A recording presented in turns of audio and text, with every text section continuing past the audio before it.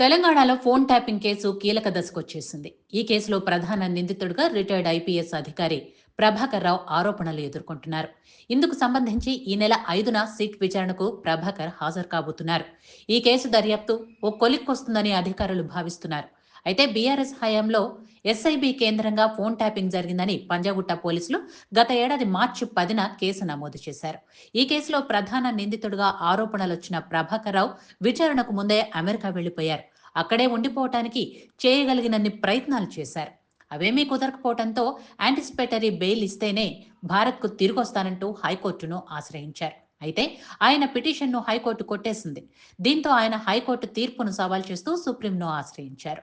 Supreme court ఆయనకు స్వల్ప ఊరటనిస్తూ విచారణకు పూర్తిగా సహకరించాలన్న షరతుతో మధ్యంతర ఉత్తర్వులు జారీ చేసింది. దీంతో సుప్రీం ఆదేశాల మేరకు ఆయన భారత్కొచ్చి సిట్ విచారణకు హాజరు కానున్నారు. ఇక ఆయన్ను విచారించడానికి సిట్ అధికారులు రెడీగా ఉన్నారు. ఏ ప్రశ్నలు అడగాలి, ఎలాంటి సమాచారం సేకరించాలనే అంశంపై దృష్టి పెట్టారు.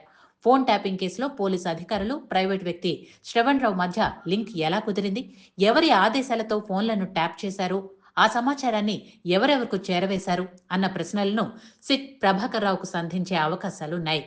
ఫోన్ ట్యాపింగ్ నిబంధనలను పాటించారా, హార్డ్ డిస్క్లను ఎందుకు ధ్వంసం చేశారు, ఎవరి ఆదేశాలతో వాటిని నాశనం చేశారు వంటి ప్రశ్నలను ప్రభాకర్ రావును సిట్ అధికారులు అడిగే అవకాశం ఉంది. ఫోన్ ట్యాపింగ్ కేసులో ఇప్పటికే అరెస్ట్ అయిన వారి నుంచి తీసుకున్న వాంగ్మూలం ఆధారంగా సిట్ అధికారులు ప్రభాకర్ రావును విచారించనున్నారు.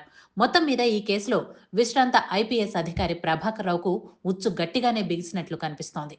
సీఎం రేవంత్ రెడ్డి గతంలో పీసీసీ చీఫ్గా ఉన్న సమయంలోనే ఫోన్ ట్యాపింగ్ పై ఆరోపణలు చేశారు. ఆ తర్వాత కాంగ్రెస్ పార్టీ అధికారంలోకి రావటం, రేవంత్ సీఎం కావటం జరిగిపోయాయి. కాంగ్రెస్ అధికారంలోకి వచ్చిన తర్వాత ఫోన్ ట్యాపింగ్ కేసుకు సంబంధించి దర్యాప్తుకు ఆటంకాలు కలిగించే విధంగా హార్డ్ డిస్కులు మాయం కావడంతో కాంగ్రెస్ ప్రభుత్వం ఈ వ్యవహారాన్ని సీరియస్ గా తీసుకుని విచారణకు ఆదేశించింది. ఇక ఇప్పుడు సిట్ విచారణలో ప్రభాకర్ రావు నోరు విప్పితే బీఆర్ఎస్ పెద్దలు చాలా మంది పేర్లు బయటకొచ్చే అవకాశాలు కనిపిస్తున్నాయి. సిట్ విచారణలో ప్రభాకర్ రావు నోరు విప్పుతారా, ప్రీ ప్లాన్ గా వ్యవహరిస్తారా అన్నది ఉత్కంఠ రేపుతోంది.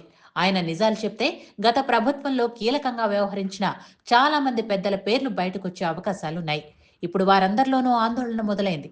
మరోవైపు ప్రభుత్వం ప్రభాకర్ రావుకు భారీ బందోబస్తు ఏర్పాటు చేయాలని భావిస్తోంది. మొత్తానికి తెలంగాణలో ఈ నెల 5 బిగ్ డేగా మారనుంది.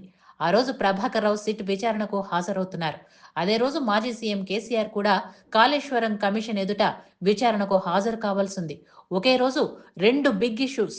దీంతో ఏం జరగబోతోంది అన్నది రాజకీయంగా ఉత్కంఠ రేపుతోంది.